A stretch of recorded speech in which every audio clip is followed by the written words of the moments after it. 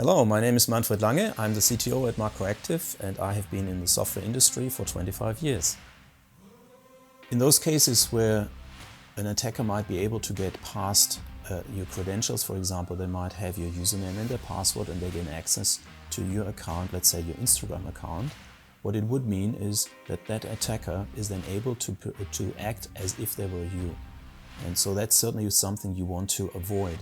You want them to assume your identity. Your followers will then believe you posted certain messages while in fact it was not you, it was a malicious attacker. The other thing that can happen is if someone gains an access to, for example, a password for one of your website, for one of your accounts, they may try the same password for other places where they suspect you may have an account as well. Let's say your email address and your email provider could be at Gmail as an example. And if you have used the same password in both places, then you also make it easier for the attacker to gain access to both. Again, they can act on your behalf and no one can tell the difference that it wasn't you and it was someone else. And you have no way of telling who actually did that action on your behalf.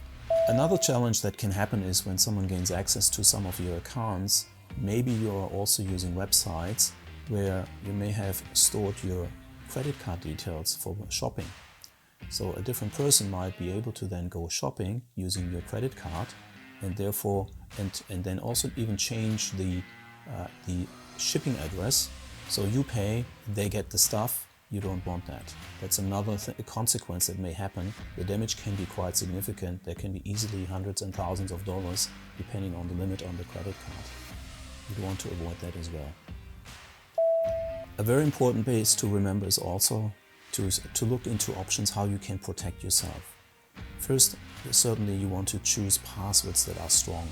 Don't use something that you can easily find in a dictionary, or even worse, someone who is perhaps a family member, first name, last name. Attackers know that. You have no idea how they got that information, but they will find it out. Even birthdays, date of birth, and locations, street addresses, anything that can be associated with you individually are not good passwords at all, even if they are combined with some numbering.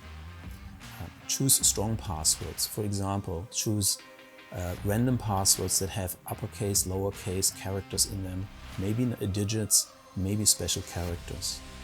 That certainly makes it a bit harder to remember these things, and therefore there is software available like 1Password or LastPass.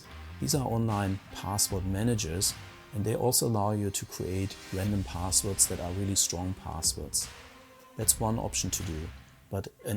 So these are really good steps to protect yourself. But if you want to really be on the safe side, what you want to do is you want to use two-factor authentication wherever it is possible. What this means is it's not sufficient to just have your username and your password. You have to have a second factor. A second factor could, for example, be that the website that requires you to log in, they may send you a 6-digit code, for example, or as a text message, and you are then requested to enter that number as well. Obviously, an attacker, if they don't have your username and password, they won't receive that second factor because they don't have your phone number. So that's one option. There's other techniques, such for example Google Authenticator and other means of making sure that you always have a second factor. And that really keeps your account as safe as you can make them these days. Another way to protect yourself online is to remember that banks and insurance companies, they do not call you. They do not call you. If someone calls and pretends to be your bank, ask them very specific questions, and if you're unsure and you cannot establish identity, for example, ask them very specific information only the bank can have, like for example, what's the current balance of a specific account you have with them, then basically just ask them that you will call them back, and then look up the official number from their official website. Don't use a number that they may give to you, because that might be the wrong number. Really use the official website, use the official phone number, and then call the bank to confirm, is this genuine?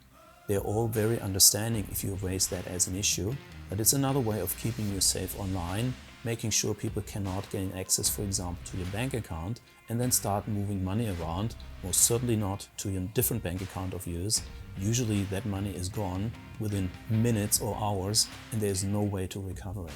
So it's very important to remember banks and financial companies like brokers, insurance companies, they don't call you, you call them. That's the way around how it works. Thank you for watching.